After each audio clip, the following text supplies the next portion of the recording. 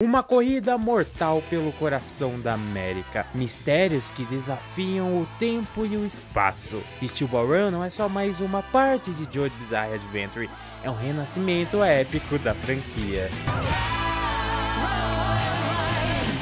Hoje eu quero falar de uma das partes mais importantes de JoJo's Bizarre Adventure, que é a parte 7, que recentemente, foi anunciado aí que está em desenvolvimento e que logo teremos aí o anime adaptando a parte 7 de JoJo's Bizarre Adventure. E eu tô muito empolgado, tem um vídeo aí só falando sobre o trailer e muito mais. Hoje eu quero comentar um pouco mais sobre a parte 7, falar o que é importante, tudo que você precisa saber antes de assistir, para você já ter uma noção, mas é lógico, sem spoiler nenhum, porque JoJo parte 7 é tão gratificante no roteiro que perde a graça se eu dar spoilers sobre ela. Também quero falar muito também sobre o Araki, porque o Araki, meu amigo, o quanto ele evoluiu nessa parte 7, o tanto que mudou aí, é gratificante. Também falar o porquê é parte 7, o universo alternativo, muitas dúvidas que quando você vai ouvir sobre isso, você fica, caramba, universo alternativo, quem é Johnny Joestar?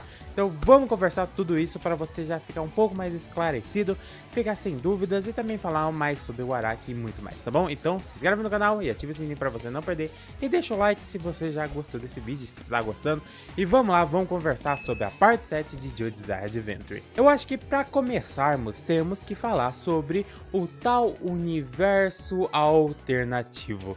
Isso é o que deixa a turma, o fã ali, ou quem tá começando a assistir JoJo, ou que tá ali, coisa muito bugado, não entende o que é o universo alternativo, o que é o universo principal, porque do nada tem essa separação, por quê, qual os motivos, qual a razão. Para começarmos, a parte 7 não é uma continuação desde a parte 1 até a parte 6. A parte 7 começa um novo universo, do qual nós chamamos de universo alternativo.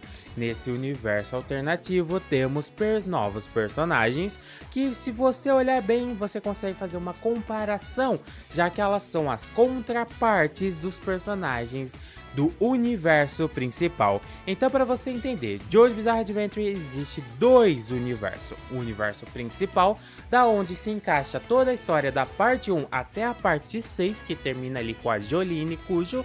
E nós temos agora o universo alternativo, que começa desde a parte 7 até a parte 9, do qual nós estamos agora, que tá tendo capítulo, a parte mais recente, tá tendo capítulos a cada mês aí. Então, se caso você queira conferir, tem aí no canal eu fazendo uma cobertura muito maneira dos capítulos de JoJo Lands, a parte 9 de JoJo's Bizarre Adventure. Mas lembrando, se você tá aqui vendo esse vídeo e não viu a parte 7 nem a parte 8, então vai ter spoiler, tá? Então, tá? Só pra avisar, claramente. Então é isso, temos dois universos do quais tem as suas histórias totalmente diferentes, mas tem ali as suas contrapartes, as coisas parecidas, eventos parecidos, algumas mudanças, é claro, porque é uma nova realidade.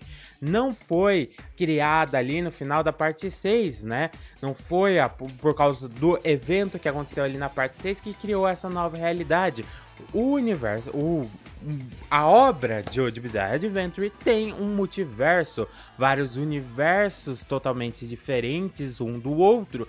Então sim, nós estamos falando de multiverso em JoJo's Bizarre Adventure. Mas por que foi criado essa nova realidade? Porque o Araki simplesmente tirou isso do nada. E o motivo é simples, o motivo é que quando veio a parte 7, ela nem era considerada parte de JoJo's Bizarre Adventure. Ela era um spin-off, algo que o Araki estava criando ao bel prazer ali. Ele só estava fazendo porque queria fazer aquilo.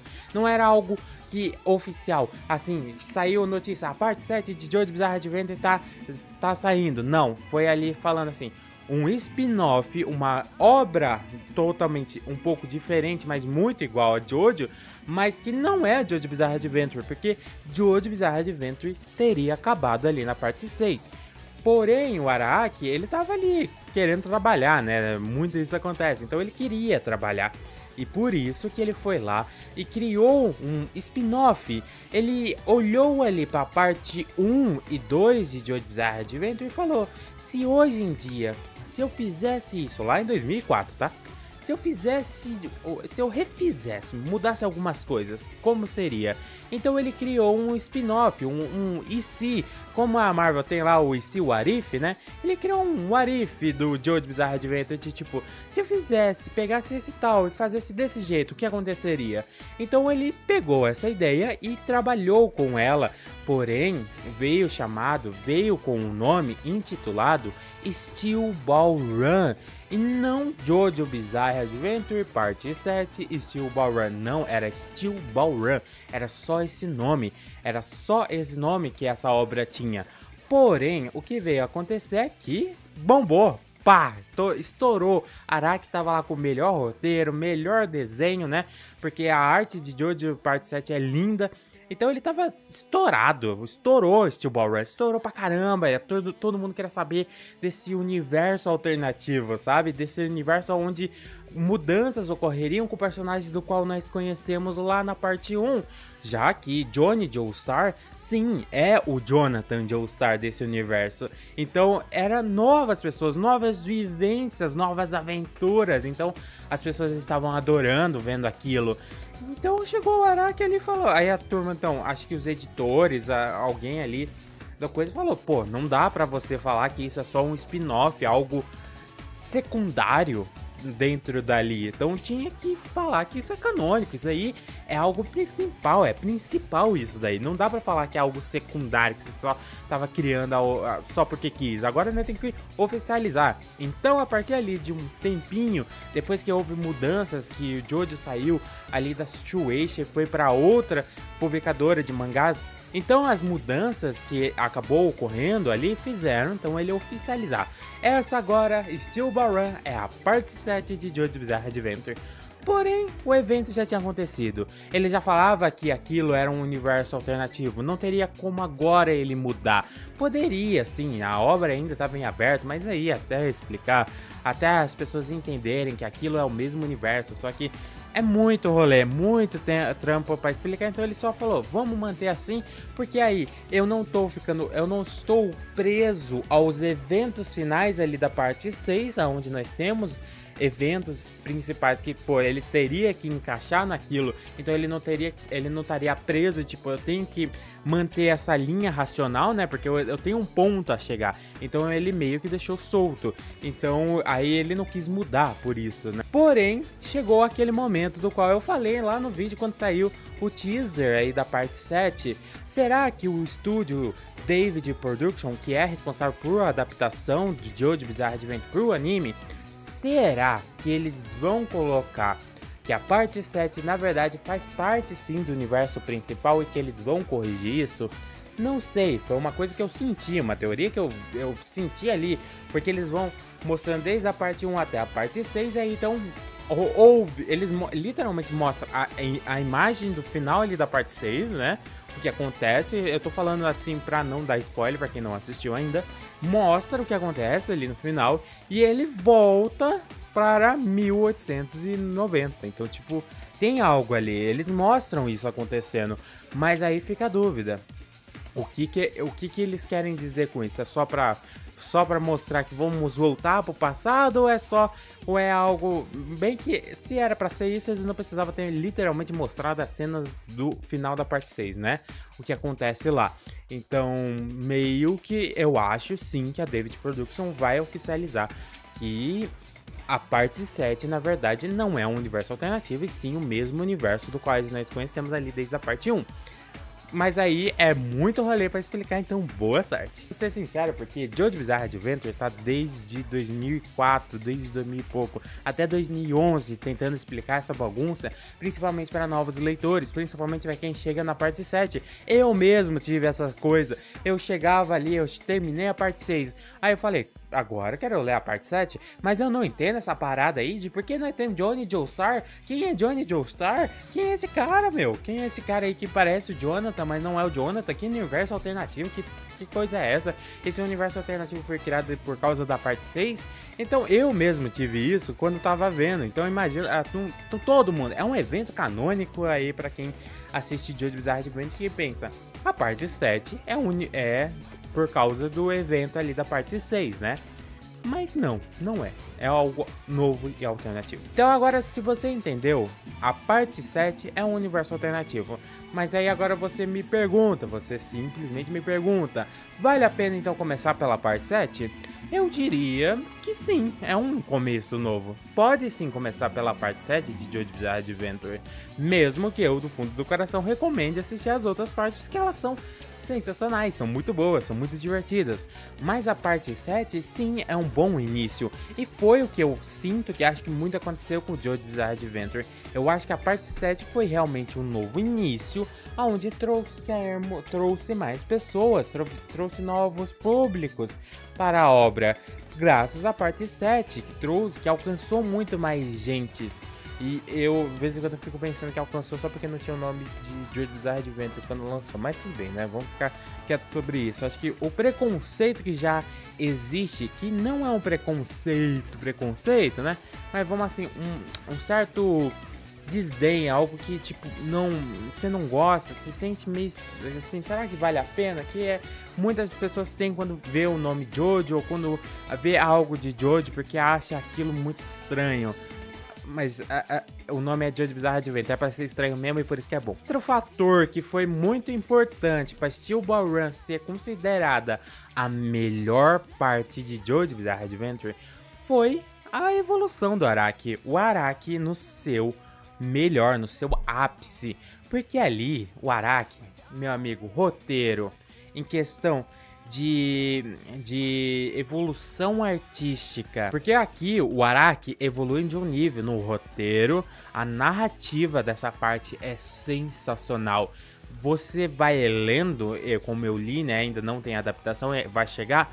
Foi assim, ó, foi uma delícia, foi a coisa mais satisfatória de ler, porque era a cada momento bom, sabe? Você não via o tempo passar, o tempo passava assim, você já tava lá no capítulo 20, sabe? Você começou ali um dia, em 3 horas você já tava no capítulo 20, porque é muito bom, é muito gostoso de se ler, a narrativa é boa, os personagens são bons. Então aqui o Araki, em questão de roteiro e narrativa, já tava sensacional desde o início, e eu sinto que depois que ele teve a mudança, que ele saiu de uma produtora, de uma publish, né, que publicava Jojo, para outra, e que deixou de ser semanalmente para ser mensalmente, como hoje em dia a parte nova é lançada por mês. Eu acho que o Araki teve tempo para trabalhar. E isso é muito bom, ele teve tempo para trabalhar na narrativa e tempo para ele desenhar. E por isso, então, teve a gratificante evolução artística ali do desenho, porque ficou maravilhoso, ficou sensacional a arte aí na parte 7, e eu acho que isso foi graças ao tempo, o tempo que ele teve por mês, ele conseguiu por mês.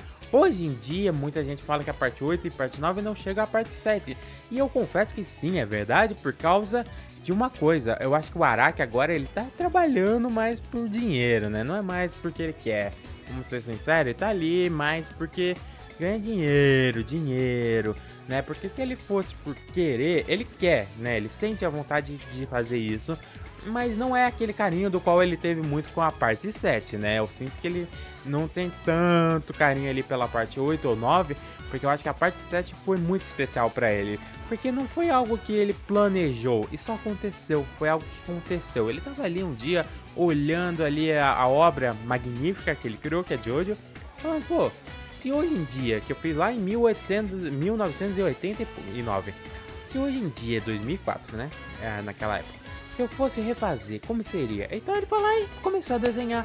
Ele começou a desenhar, então ele fez com calma, não era algo que, nossa, eu sou obrigado a postar, não vou postar. Então ele foi lá, desenhou, pensou, fez tudo na calma, na vontade, linda e maravilhosa, entendeu? Porque a parte 7 veio disso, veio de algo não oficial e não forçado, ele só tava fazendo ao bel prazer. Só que ele viu que aquilo tava tão bom que falou, vou começar a lançar. Só que quanto tempo ele demorou pra lançar? Eis a questão, né? Eu falo que foi lá em 2004 que começou, que foi o ano que começou a publicação, mas vai que ele começou já uns 2 anos atrás.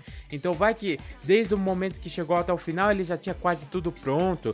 E lembrando que a parte 7 durou até 2011, tá? Só pra ressaltar, durou até 2011. Literalmente foi 7 anos lançando capítulos. Ao todo nós temos 95 capítulos de Jojo's Bizarre Adventure parte 7, Steel Ball Run, e são 24 volumes que eu me lembro. Então, desde 2004 que começou a ser publicado e foi até 2011. Lembrando que era lançado por mês, tá bom? Então foi 7 anos. Porém, nós não sabemos quando que o Araki começou, porque como eu disse, não foi algo oficial que ele tinha que fazer, não. Ele começou porque quis ali, começou um dia e fez, entendeu? Então nós não sabemos se ele, antes dos 7 anos, ele já começou há 2 anos atrás. Então, mais ou menos foi 9 anos que ele começou a produzir isso. Então não sei, pode ser que sim, eu não sei, porque isso aqui eu tô falando mais de especulação, eu tô falando que eu acho que pode ter acontecido. Então ele teve um carinho a mais com a parte 7 do que teve com a parte 8, que eu acho que a parte 8 ele começou a ser desenvolvido depois do final da parte 7. Oficialmente ele não tinha uma ideia, mas aí ele viu uma ideia e pronto, começou a fazer. Então, então eu tenho motivos, né? Então por isso que eu acho que a parte 7 tem tanto carinho pelo Araki em questão de arte e em questão de narrativa, porque ele teve seu tempo. Ele teve tempo para trabalhar, ele teve seu motivo para fazer isso. E por isso que alcançou tanto os novos públicos quanto os velhos, que deixou, né, ali o novo público adorando Jojo's Bizarre Adventure, querendo ir atrás das outras partes e continuando até hoje, né, com a parte 9, e também fez com que o velho público, aqueles que já assistiam desde ali da parte 1, que já acompanhava desde a parte 1, gostar também, porque viu algo novo, algo legal, algo sensacional, vendo sua obra alcançando novos patamares. E isso foi o ápice ali. Eu acho que esse é o ápice que Jojo's Bizarre Adventure atingiu na parte 7 e que eu acho que tornou-se muito famoso por causa disso. E vamos lá ressaltar que o anime foi adaptado só lá para 2012, tá bom? Então, se você parar para analisar, o anime, a adaptação é recente. A parte 1 foi adaptada em 2012, sendo que nós já tivemos antes ali uma adaptação, mas é pouquinha coisa, né? Então não foi algo muito... não chegou ao público, mas por causa do anime de 2012, que é o que nós acompanhamos, a adaptação feita pela David Production, que também vai fazer a parte 7, em 2012 que começou essa parada, que começou a ter a adaptação e que alcançou também novos públicos, como o meu caso, né? Então o Jojo se estourou muito ali naquela volta ali, e eu acho que isso tudo foi graças à parte 7. Então, hoje nós temos um anime, é por causa da parte 7, porque a parte 7 estourou como obra, estourou ali, chegou em novos públicos, novos patamares. Então, com isso, a obra de Jojo's Bizarre Adventure alcançou o patamar e com isso veio as adaptações, como no caso teve ali o anime, foi adaptado, logicamente começou ali a parte 8, também tivemos filmes, né, o live action lá bizarro, mas é isso, então por causa da parte 7 de Jojo's Bizarre Adventure nós temos o anime e muito mais, coisas que o Araki conseguiu alcançar por causa da parte 7, por causa que ele teve tempo, paciência e muito mais. Então, você tem que agradecer. Você que é fã de Jojo, que assiste desde lá tempo, você tem que agradecer a parte 7, que ela foi responsável pelo anime, por muitas coisas, por onde o Jojo's Bizarre Adventure conseguiu chegar. Foi graças à parte 7. Então, é isso. Quando vir aí a adaptação da melhor parte de Jojo's Bizarre Adventure, eu vou com certeza trazer uma review completa. E vou falar todos os dias, se depender de mim. Então é isso, muito obrigado por assistir esse vídeo. Eu falei tudo aqui que eu acho sobre a parte 7, do que vocês podem esperar, agora vocês conseguiram entender o que é o universo alternativo, vocês conseguiram entender a importância da parte 7, então vamos lá, vamos torcer que a parte 7 seja bem adaptada. Quero ver, David Production, você sabe que você tem um ouro nas suas mãos, mas também é uma bomba relógio. Se falhar, explodiu. E se explodir, eu vou ficar muito triste, né? É uma bomba relógio. A parte 7 sendo adaptado é uma bomba relógio, porque, rapaz, o que vai acontecer se aquilo falhar vai ser catastrófico. Vai ser difícil, cara, porque É tudo ou nada, eu diria. É tudo ou nada. Se a parte 7, como adaptação para anime, falhar, complicado, complicado. Mas se der certo, é ouro na mão, meu queridão. O Araki vai estar jogando dinheiro pra cima, falando... "Ê".